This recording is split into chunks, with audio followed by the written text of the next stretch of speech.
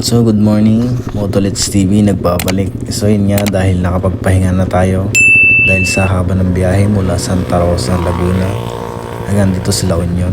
So bali 8 hours din yun. Nakapagod, kaya ito, panibagong araw, panibagong lakas. So yun nga, tutur ko kayo dito at unahin ko dito sa man-made forest ng Balawan. So napaganda dito man-made forest, Balawan, La Union. So heto na, the man-made forest of Balawan, La Union.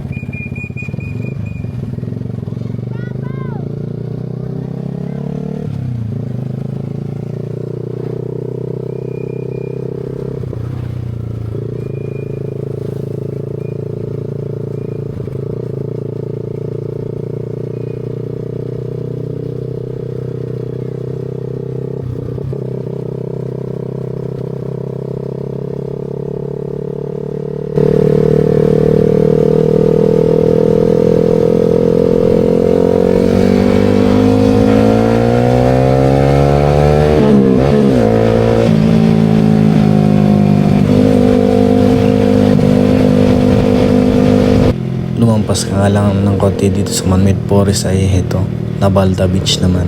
So tanawin, magandang tanawin dito.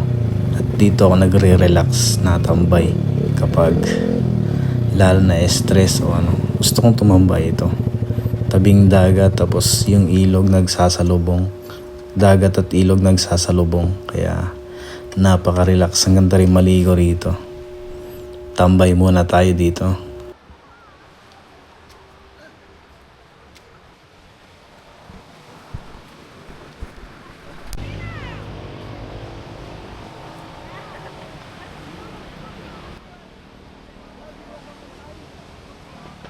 Dito ay maganda magmuni-muni o marami iniisip.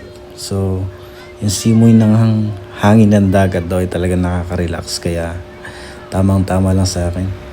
So mga ganitong age talaga pag nag-30 na, marami nang iniisip, maraming gustong gawin. Parang minamadali mo na lang kasi nasa isip mo natanda na, kaya konti na lang magiging kalendaryo ng edad mo. So dito nga, yun na rin ang napag-isip-isip ko, kaya tamang hininga ng malalim muna tayo dito. Inhale, exhale ba?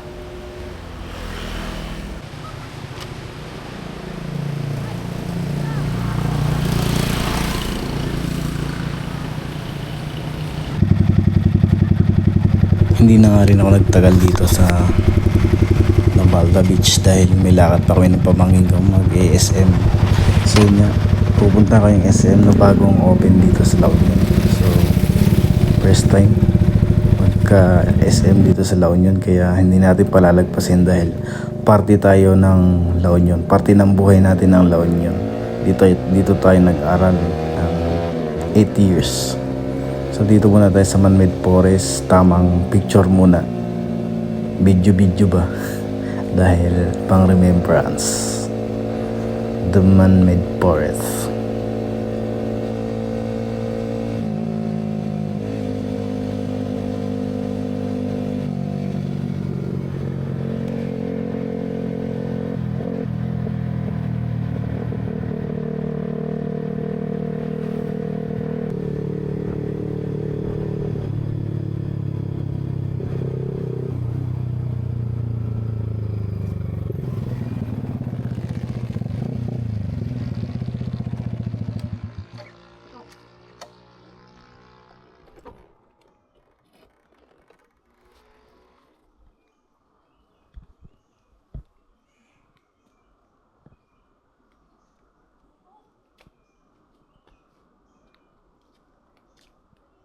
Welcome to man-made forest.